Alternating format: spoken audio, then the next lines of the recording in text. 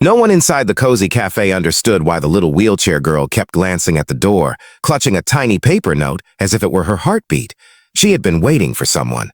Someone, she said, must come. And when the door finally opened, and a tired single-dad CEO stepped in soaked from the cold rain outside, she whispered with trembling hope, "He's here!" What happened next changed every life in that cafe. Before we begin, make sure to like this video and subscribe to Hopeful Stories, because what you're about to hear will stay with you forever. The rain tapped softly against the fogged cafe windows as the little girl, no older than 9, sat in her wheelchair near the corner table, an empty chair across from her. Every few minutes, she adjusted the small blue ribbon in her hair, straightened the napkin in front of the empty seat, and pressed her lips together as if rehearsing something important. The staff had grown used to seeing her there, coming alone almost every day, wheels squeaking lightly as she maneuvered herself inside. She always ordered the same thing: 1 hot chocolate for herself, and 1 cup of tea left untouched for whoever she was waiting for. But today felt different.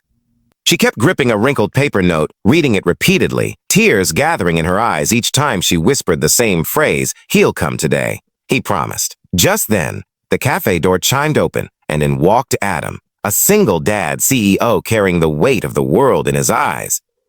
He had rushed from work after dropping his daughter Lily at school, his shirt still wet from the downpour. He didn't want to be there.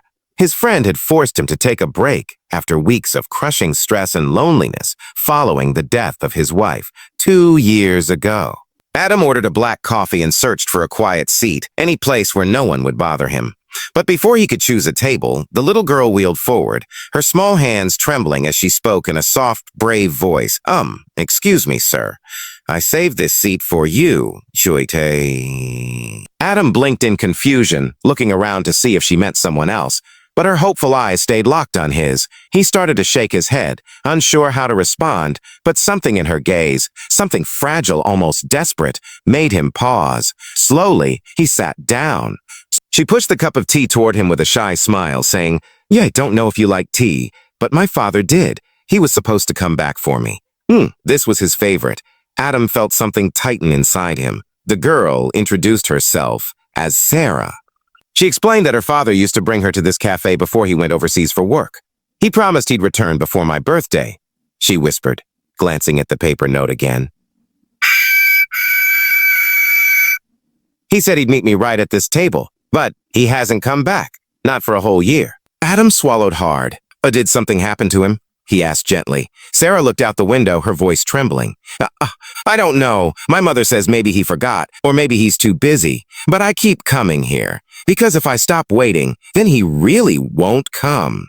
Her words shattered something inside Adam, because he too had someone he longed to see again. His daughter Lily always complained, "Dad, you don't sit with me anymore." He was always working, always stressed, always busy grieving. And now, sitting across from this lonely little girl, Adam felt his heart crack in places he had sealed shut.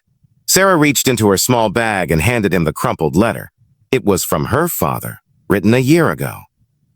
"My sweet Sarah, I'll be home soon. Keep believing in me. I love you more than anything."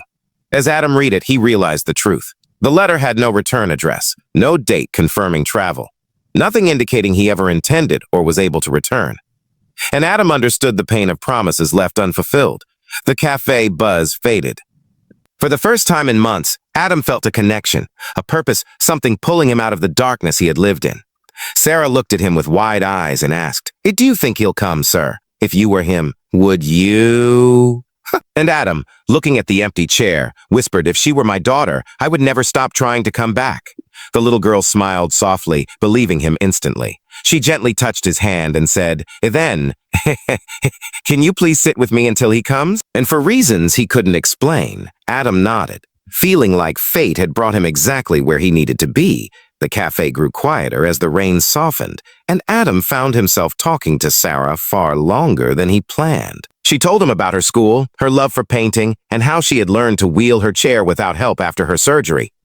Adam listened, truly listened, something he hadn't done for anyone in a long time. In the middle of their conversation, his phone buzzed with a message from Lily's school. Lily seems sad today.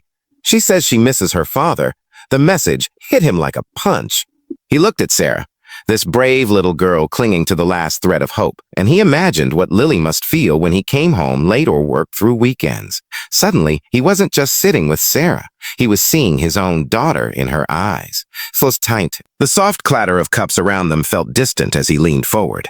Sarah, he asked gently, if your dad walked in right now, what's the first thing you'd tell him? She smiled dreamily. I'd tell him I waited, even when everyone said I shouldn't, because when you love someone, waiting is easy. The innocence of her words broke him.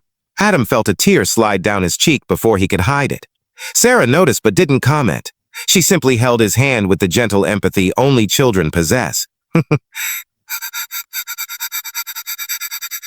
She said suddenly, does she wait for you too? Adam's breath caught. Well, all the time, he whispered. Then go to her, Sarah said with surprising firmness. Your daughter deserves her father more than I deserve mine. The selflessness of her words made Adam feel small. But what about you? He asked, voice cracking. Who will sit with you now?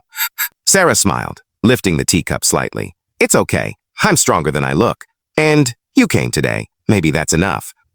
Adam felt something powerful shift inside him. He couldn't leave her. Not like this. Not alone. Not waiting for someone who might never return.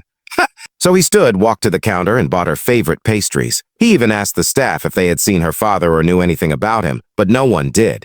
Meanwhile, Sarah hummed softly to herself, staring at the raindrops racing down the glass. When Adam returned, he knelt beside her. Well, Sarah, what if your father doesn't come back? She didn't cry. She simply looked at him with quiet acceptance. Then I'll still come here, she said, because this place reminds me of love.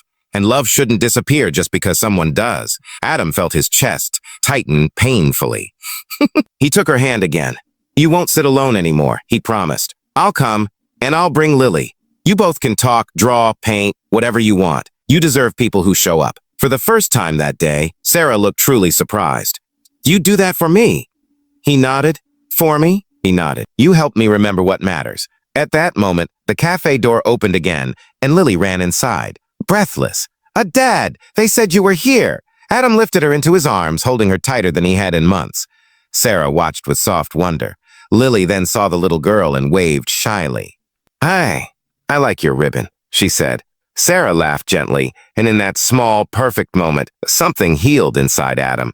He introduced them, and the two little girls talked as if they had always been friends. Adam watched them, realizing that fate didn't bring him here to take a break. Fate brought him here to save two hearts, his daughter's and Sarah's. As they prepared to leave, Sarah whispered one last time, thank you for sitting with me. I won't forget today. Adam knelt beside her. Neither will I. And I'll be back tomorrow with Lily. She looked at the now empty chair and smiled with acceptance rather than pain. Then I'll save this seat for you, she whispered. And for the first time in a long, long while, Adam smiled too. And before the story ends, don't forget to like this video and subscribe to Hopeful Stories because more life-changing stories are on the way.